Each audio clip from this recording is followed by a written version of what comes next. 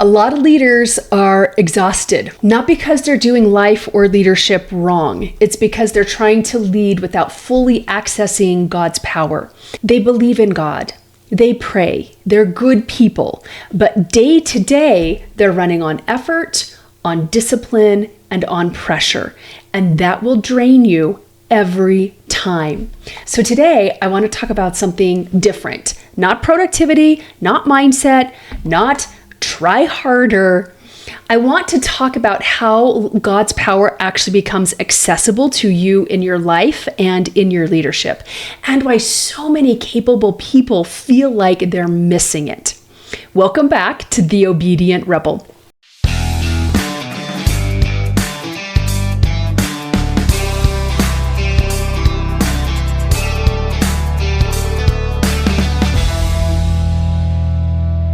If you are new to the channel, or if you haven't liked or subscribed or shared any episode, please do me a solid and do that right now. It helps with the algorithm. It helps with the message and spreading the message. If you're listening to this on your favorite podcasting platform, rate and review, but most importantly, share. We live in this world of selfishness, and don't be selfish. Share these episodes if they resonate with you and you feel like they can help somebody else. Certainly appreciate it. My great gratitude and thanks goes out to you for doing that. I have a goal to reach 10,000 subscribers in the next 90 days, and I certainly can't do it alone, and I don't want to do it with bots. So do your sister a solid and like and review and subscribe and hit the notification bell and all the things.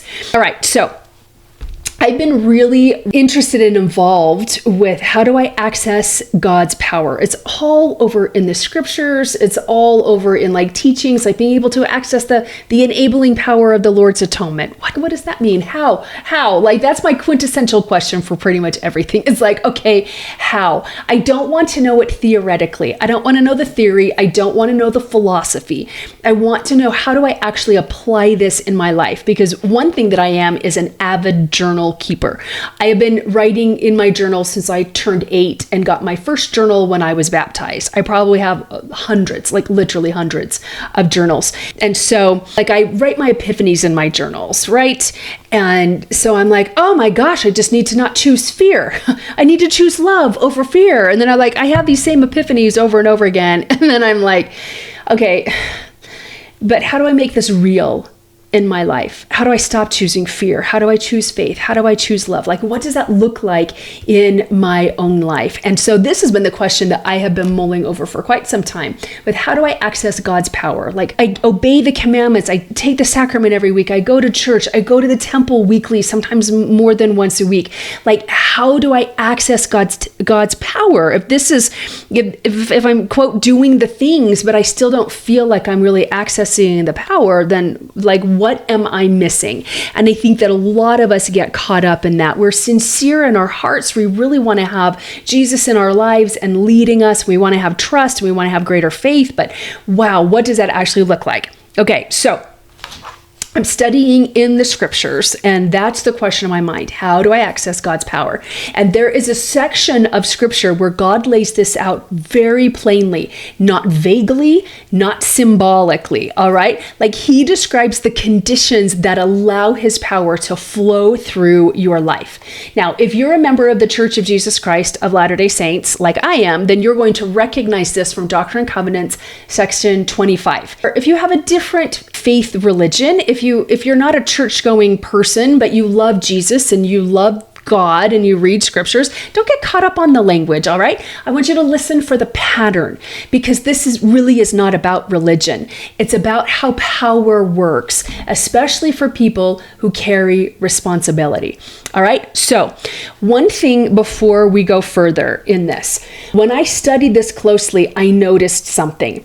There are not just like one or two principles that are discussed here about how to access God's power. I actually found 50 15 clear principles that create access to God's power. So this is not a checklist. Now, for other Christians out there, members of the Church of Jesus Christ of Latter-day Saints are also Christians, and we also have the Christian mentality of checking the box. This goes way, way beyond checking the box, because checking the box does not mean integration. Not spiritually, it doesn't. And so we want to integrate. We want to take this from theory and like embody it in our lives. So this is not a checklist. This is not all at once. All right. So there is a pattern. I'm not going to rush this. In fact, I'm recording like a whole series. It's a 3-part series, and we're going to walk through these principles together 5 at a time. All right. Slowly enough that you can actually live them. So today we're going to start with the first 5. And these are about alignment, how you position yourself so power can flow to you in the first place. Okay. Now, let me preface this with something else. If you've read in the Doctrine Covenants, section 25, this is a revelation that was actually given to Emma Smith, the wife of the prophet Joseph Smith.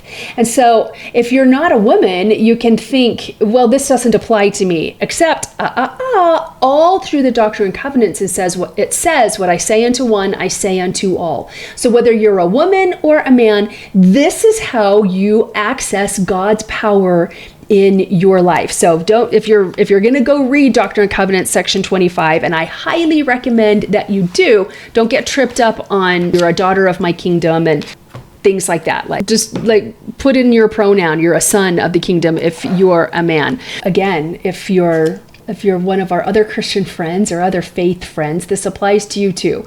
Don't get scared by reading different sets of scriptures. So they all add to truth, don't they? Like, we find truth everywhere, not just in one translation of the Bible. It comes from everywhere. All right. So the first principle is stop trying to figure out everything first. So one of the fastest ways that people block God's power is the belief of, once I understand it, then I'll trust it. But that is not how God works. That's actually totally backwards. Power shows up when you are willing to receive direction. Now, in the Doctrine and Covenants, it actually says, receive my gospel. All right. And the gospel is God's direction to you. It's God's commandments. So when you are willing to receive direction, that's when you can access that power. And that's when it shows up. It's not about analyzing ideas. Now, high capacity people are great thinkers and great analyzers, but you're not always great receivers, are we? And leadership becomes exhausting the moment everything depends on you figuring it out. So receive, and I've said this in other episodes, and I'm going to say it over and over and over again, because receive means to experience. That's what receive means, to accept and to experience. So to receive God's gospel is to accept it and to experience his gospel, his direction. But when we try to figure it out all first, we get tripped up because God's ways are not our ways and his thoughts are not our thoughts. He can see so much farther down the road than we can. And then we just like muck up the whole process. All right. So receive his direction. God's power shows up when you let him lead, not when you ask him to bless your plan. I'll say this in a different way. I have a very good friend who would jokingly say, okay, it's God's will, but my way.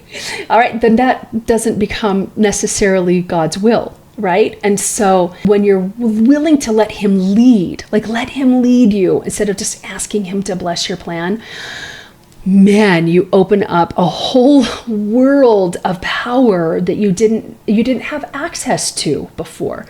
All right. Principle number 2, stay faithful when results are slow. A lot of people will say that they trust God until things don't move fast enough. And I've been guilty of this myself. In fact, I've heard people say before, like, well, if it was supposed to happen, it would have happened by now.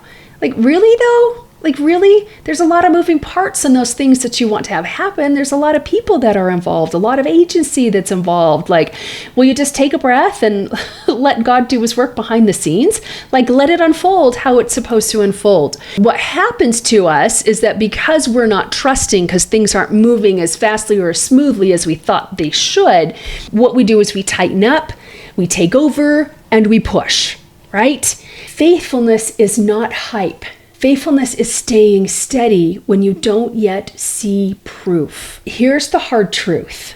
The moment you say, I'll trust God as long as it works, you have already disconnected from his power. God's power does not come from outcomes. It comes from alignment. Principle number 3, clean up the inside first. In the scriptures, it talks about being virtuous. And so that's what this is about, is like cleansing the inner vessel. And we hear that in scripture all the time about cleansing the inner vessel. But what does that mean, and why is it so important? It's so important because God's power flows through clean channels. That does not mean perfect people. Okay, so let's be really clear. This is not about perfection. It's not about perfect people. It's about honest ones. So if you're saying yes while you're resenting it, if you're leading while quietly doubting God, if you're performing strength but you're feeling disconnected inside, then power gets blocked. Not as punishment, it's kind of like spiritual physics, quite honestly, because God's power cannot flow through blocked channels. There's a scripture that says, let virtue garnish thy thoughts unceasingly. And virtue is like this, to me, the visual comes of like a magic eraser with virtue. It cleans those smudges off. It cleans the residue of the bathtub of our thoughts off, right? Like virtue is thinking high vibrating thoughts about yourself, about others, about the future, all of those things. And when we are unvirtuous, when we're not living in integrity, when we're just looking at all of the dark sides of things, it's really, really hard for God to get through because our channel is no longer clean. It's why God talks about not fearing all through scripture. And actually, we'll talk about that a little bit later. That is one of the principles to be able to access God's power is by not fearing. But power gets blocked when it's gummed up with these thoughts that are just low in vibration, fear, doubt, harming yourself, harming others in any way. God's power gets blocked. That's how powerful you are. You can block God's power. God's not punishing you. Just the way that he has set up communication on this planet and universal laws, we have a part and God has a part. And our part is to be virtuous. Our part is to clean our inner vessel. What restores flow and what restores power is alignment. Getting back in alignment with God's thoughts. Does God want us continually thinking about all of the ways we can fail, or all of the ways that we're not worthy, or all the ways that we suck? No, he doesn't want us continually thinking that, because it blocks flow and it just gets us out of alignment. So alignment is what brings us back into flow, and integrity is what brings strength back online. Principle number 4, stop complaining about what you don't understand yet. This one is subtle. When I was reading this, and even before, like throughout this year, I'm like, how can I get closer to God? And I realized, holy smokes, I complain an awful lot. And I'm very judicious about who I complain to. Usually it's just Jeremy, my husband, that I'm complaining to. But man, it's such a drag, isn't it? If somebody's complaining to you, like it feels like a drag to the listener, and it's definitely a drag to the speaker. Complaining feels harmless. It does. And this is why it's so subtle. But complaining literally shuts things down, because this is what complaining assumes. It assumes I should already understand this. But some things are not meant to be understood all at once. Scriptures also talk about line upon line, precept upon precept, here a little and there a little, right? We could not learn calculus right from the get-go. We had to learn how to count first. Then we had to learn simple math, addition, subtraction, multiplication, division. And we had to learn addition before we could learn multiplication. And so like line upon line, precept upon precept, principle upon principle, like everything builds on each other. But we get really impatient. We're like, why don't we have this yet? Why don't I have eyes to see? Why don't I have ears that understand yet? Oh, because you're not quite ready for that yet. So do what you need to do to get yourself ready to be able to receive more. But in the meantime, don't complain about things that you don't understand quite yet. Like, trust the process, right? Trust the process. Not everything is meant to be understood right at first blush. They are meant to be trusted. Power shows up when you can say, I don't get this, but I'm still willing to follow. So many people leave their faith and so many people leave their religion, regardless of what their religion is, because of this. They don't understand absolutely everything right when it's presented to them, and they're not willing to trust it. I've actually had a couple of sons that did this, and good people, and I love them with all my heart. I've got 3 sons and 1 daughter. And my second son, when he was about 15, super smart. All right. He's always been very smart. Too smart for his own good, I think, sometimes. Love you, Branson, so much. I remember when he was 15, he told me he didn't want to go to church anymore. And I was like, really? Tell me about that. And he was like, well, I don't believe in God. And I was like, really, why? And he said, well, because my friends and I were talking about some things about the gospel that we don't understand and that don't make sense. And so we just figured there's not a God. I was like, whoa, that's quite a leap. That's quite a leap to make. Like, wow. Okay. They weren't willing to follow with something that they didn't understand, and 15-year-olds, that's what we do, right? We push back against what we're taught and all the different things. And this was 10 years ago. He's now 25. He has come around to believing in God once again, but still doesn't see the importance of God in his life. And that is his journey. And I allow his journey and love him so much and pray for him every single day. But it's interesting that if we don't understand something, are we willing to trust and continue to follow? Or are we like, no, that doesn't make sense to me, therefore it has to be wrong and I'm not doing this anymore? It's something to consider. Definitely something to consider. Where is our trust level with these things? Because we have to have a high level of trust if we're going to access God's power in our life, because this is God's power that he is allowing us to access. Think about that for a minute. We definitely have some responsibility here if we are going to access it and let it bless our lives and other people's lives as well. So when you'll stop complaining about things that you don't understand quite yet, and you can tell yourself and others, like, I don't get this, but I'm still willing to follow, that posture changes absolutely everything. And principle number 5, do not fear. In this particular section, the Lord actually says it is not necessary to fear. There is no need to fear. No need ever to fear. Fear is not a leadership tool. And oh man, fear shows itself in so many faces and wears so many masks. Sometimes fear dresses up as responsibility. Isn't that fascinating? It sounds like this: I just need to stay on top of this. I can't afford to relax. If I don't hold it all together, it's all going to fall apart.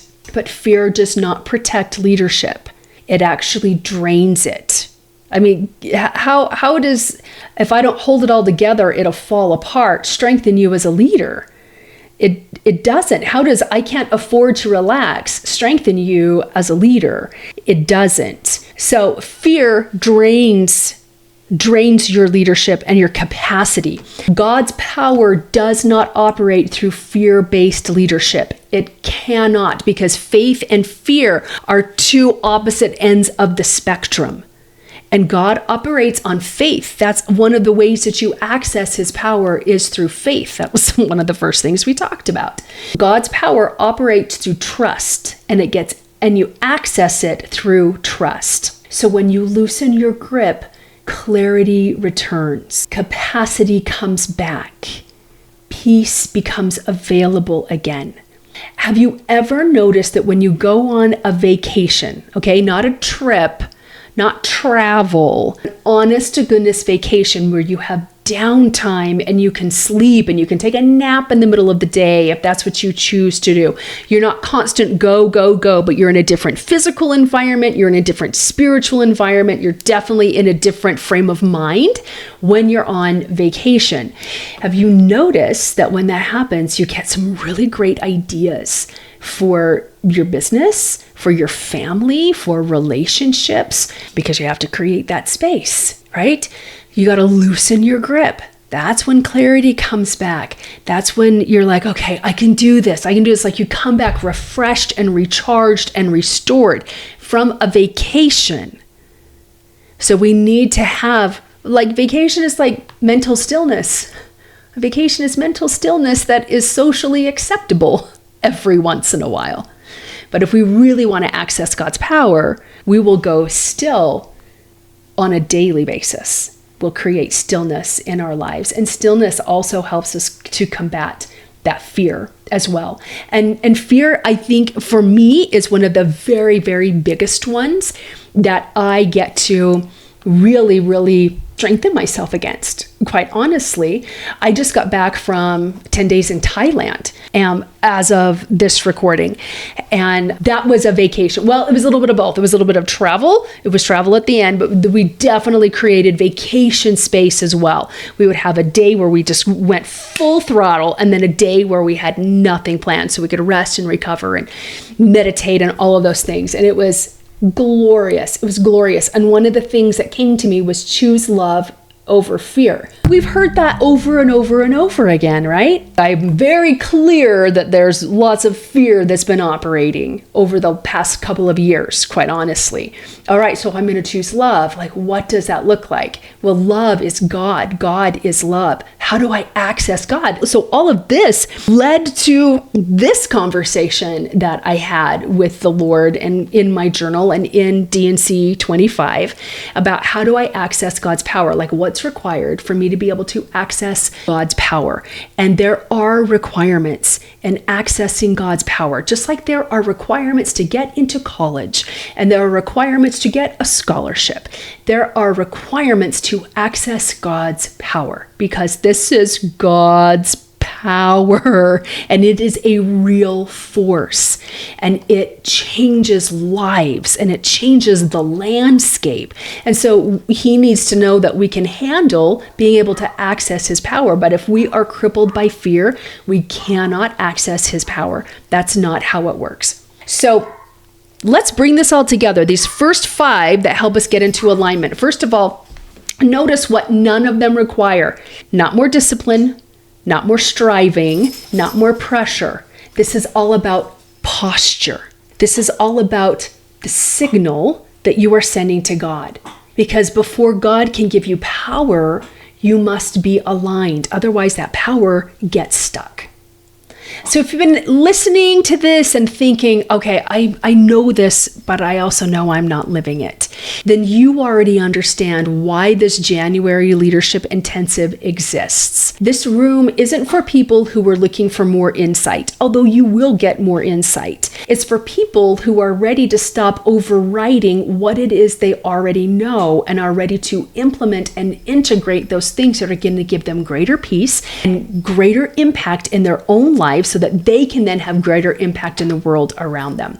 If that is you, this is your room. The details are at theobedientrebel.com/leadership. And go check it out if that's calling to you.